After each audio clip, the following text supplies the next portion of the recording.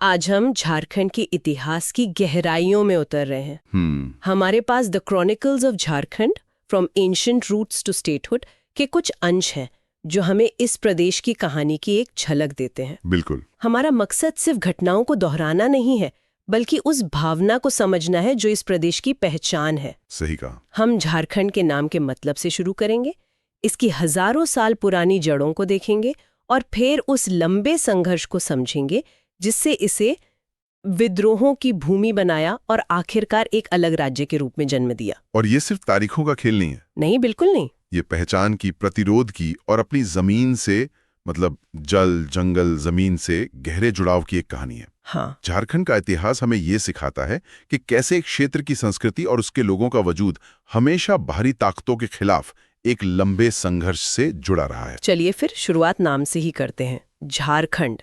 झाड़ मतलब जंगल और खंड मतलब भूमि, जंगलों का प्रदेश। नाम ही सब कुछ बता देता है एक तरह से। हाँ, और ये कोई नया बसा हुआ प्रदेश नहीं है। मुझे एक बात पढ़कर बहुत हैरानी हुई थी। क्या? कि हजारीबाग के इसको गांव में पूरा पाषाण काल के यानी स्टोन एज के पत्थर के औजार और गुफा चित्र मिले हैं। अच्छा। मतलब हम एक ऐसी जगह की बात कर रहे हैं जिसकी कहानी बहुत बहुत गहरी है।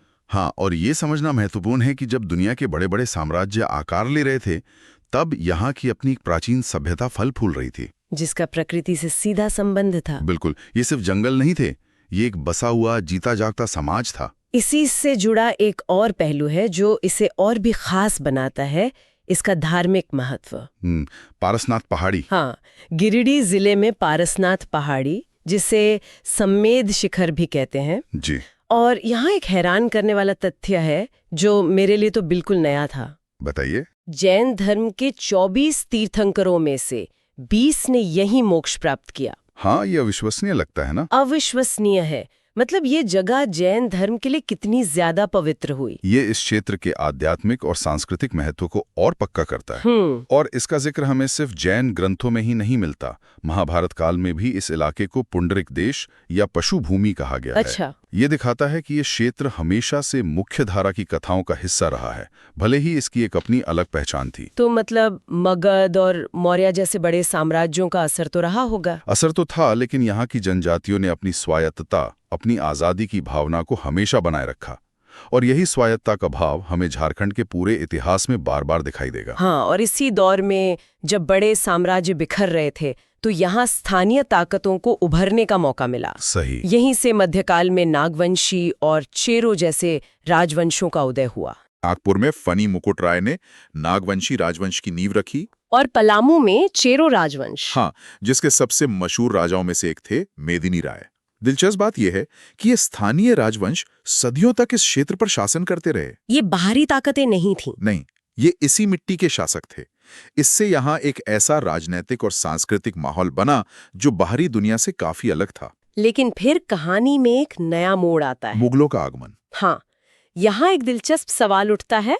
मुगल दिल्ली आगरा की सत्ता छोड़कर इस घने दुर्गम जंगल में इतनी दिलचस्पी क्यों ले रहे थे? पैसा और ताकत। मतलब 2 चीजें थीं जो मुगलों को यहाँ खींच लाईं, हीरे और हाथी। हीरे? हाँ, इस इलाके की शंख और कोयल जैसी नदियों की रेत में हीरे मिलते थे। अच्छा। और यहाँ के जंगलों में बेहतरीन लड़ाकू हाथी पाए जाते थे जो मुगल सेना के लिए बहुत कीमती थे। इससे जुड़ा एक बहुत मशहूर किस्सा है दुर्जन साल का। हाँ, छोटानागपुर के राजा दुर्जन साल का।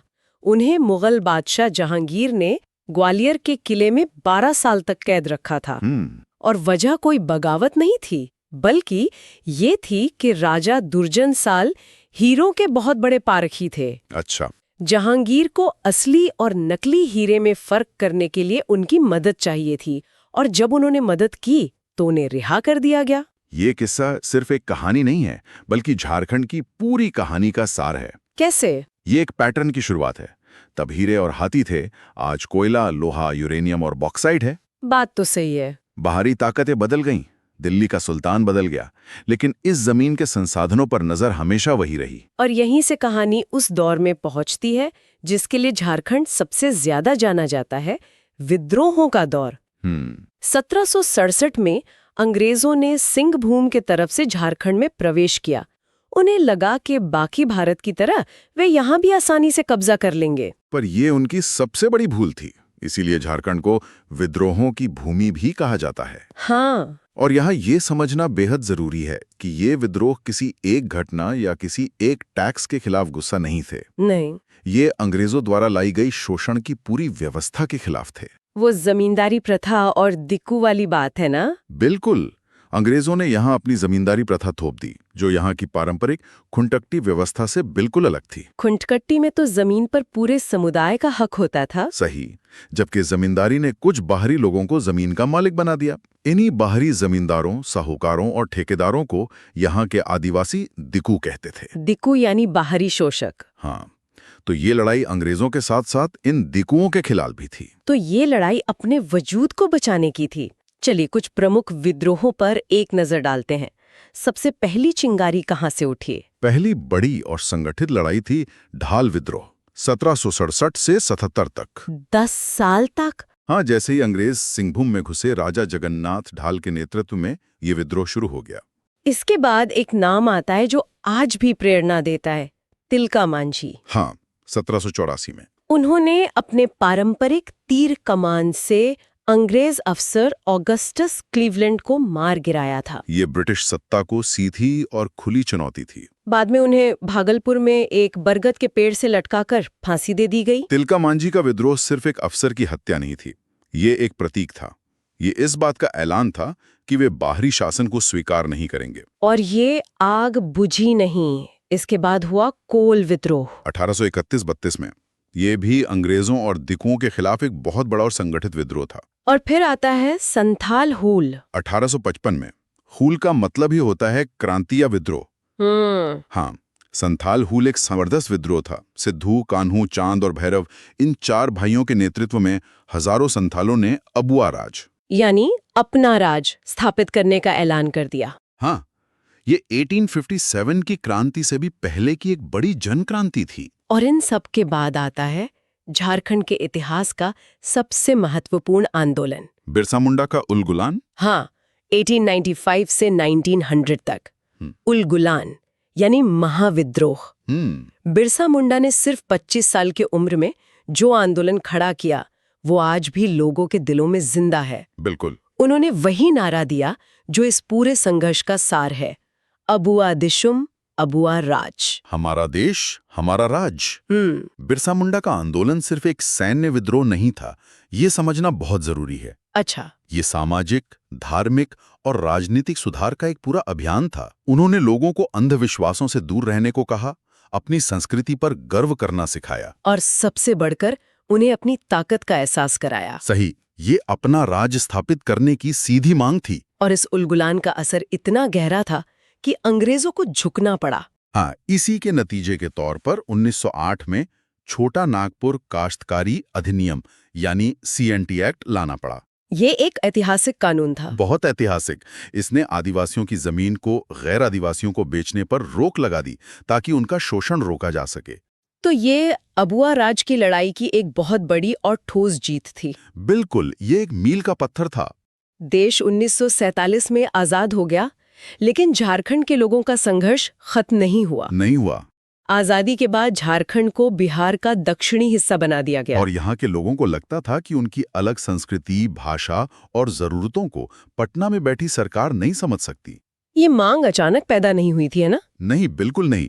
ये उसी अबुआ राज की भावना का एक आधुनिक राजनीतिक रूप था, जिसकी जड़ें तिलका मांझी, सिद्धू कानू और बिरसा मुंडा के प्रतिरोध में थी। हाँ, अब लड़ाई बंदूकों और तीरों से नहीं, बल्कि लोकतांत्रिक तरीकों से अपनी पहचान और अपने संसाधनों पर अपना हक जताने की थी। इस आंदोलन ने भी कई दशकों का लंबा सफर तय किया। बहुत लंबा। इसकी शुरुआती नींव तो 1928 में ही उन्नति समाज की स्थापना के साथ पड़ गई थी। लेकिन इस मांग को एक बड़ा राजनीतिक मंच दिया जयपाल सिंह मुंडा ने। जी, 1939 में आदिवासी महासभा का गठन करके। वो खुद एक ओलंपियन थे जिन्होंने हॉकी में भारत को स्वर्ण पदक दिलाया था, तो उनकी आवाज में एक वजन था। जयपाल सिंह मुंडा ने इस आंदोलन को एक बौद्धिक और राजनीतिक दिशा दी, लेकिन इसे जमीनी स्तर पर गांव-गांव तक पहुंचाने का काम वो बाद में शिबू सोरेन और विनोद बिहारी महतो जैसे नेताओं ने किया। बिल्कुल। उन्होंने झारखंड मुक्ति मोर्चा यानी जेएमएम के जरिए इस आंदोलन को एक जन आंदोलन में बदल दिया। और फिर दशकों के लंबे और अथक संघर्ष के बाद वो दिन आया जिसका सबको इंतजार था। 15 नवंबर 2000, भगवान बिरसा मुंडा के जयंती का दिन। हाँ, उस दिन झारखंड भारत का 28वां राज्य बना। गुलाम से जोड़ता है।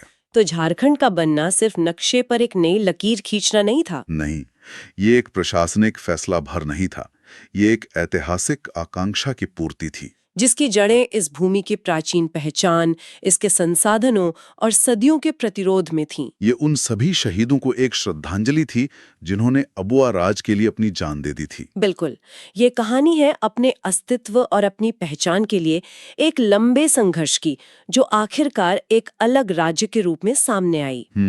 जंगल से लेकर जैन तीर्थंकरों, मुगल बादशाहों के हीरों, अंग्रेजों के खिलाफ विद्रोह और फिर एक लोकतांत्रिक संघर्ष तक, ये एक असाधारण यात्रा है। इतिहास की इस पूरी यात्रा को देखते हुए एक सवाल मन में आता है। क्या?